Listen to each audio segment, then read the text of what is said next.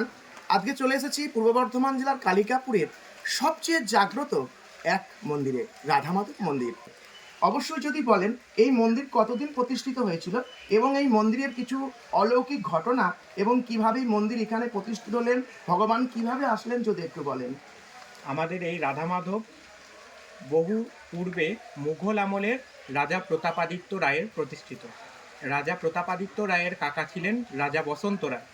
সেই বসন্ত রায়ের ইচ্ছা ছিল যে একটি কৃষ্ণের বিগ্রহ তৈরি করবেন এবং নাম দেবেন শ্রী রাধা মাধব। তো সেই বিগ্রহ প্রতিষ্ঠার পূর্বেই বসন্ত রায় দেহত্যাগ করেন এবং তার ইচ্ছা হয়, সেই ইচ্ছার কথা প্রতাপাদিত্য রায় জানতে পারেন এবং তিনি একটি এই রাধা মাধবের বিগ্রহ নির্মাণ করেন। পরবর্তীকালে সেই মুঘল সম্রাট ঔরঙ্গজেবের সময়কার, এই ঔরঙ্গজেবের সময়ে জয়পুরের রাজা ছিলেন রাজা জয়সিংহ।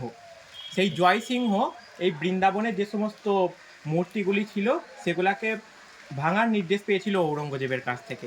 তার মধ্যে আমাদের রাধা মাধব মূর্তিটিও বর্তমান ছিল, কিন্তু জয়সিংহ হিন্দু হওয়ার জন্য আমাদের এই রাধা মাধব মূর্তিটিকে ওই যশোরের থেকে একদম নিয়ে জয়পুরে নিয়ে চলে যান। তো সেই জন্য ওই যে যশোরের রাজবাড়ির যশ হরণ করেছিলেন আমাদের রাধা মাধব ঠাকুরকে, যশোরের যশ বলা হয়েছে। সেই যশ হরণ করে সেই রাজ্য প্রতিষ্ঠা করেছিল বলেই তার নাম হয় যশোর, এটা জনশ্রুতি আছে।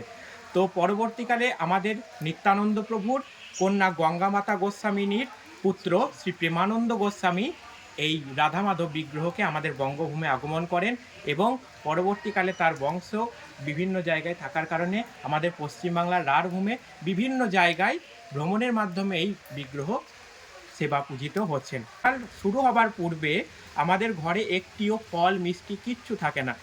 যেই রাধা মাধবের সেবা সময় উপনীত হয় তখনই আমাদের ঘরে ফল মিষ্টি আদি ভগবানের যাবতীয় সমস্ত ভোগ অলৌকিকভাবে প্রকট হয়ে যায়। এই মন্দিরে রয়েছে অনেক অলৌকিক কাহিনী, যেগুলি আপনাদের ধাপে ধাপে শেয়ার করব। দেখার অনুরোধ রইল। সকলেই বলুন জয় রাধে গোপীনাথ।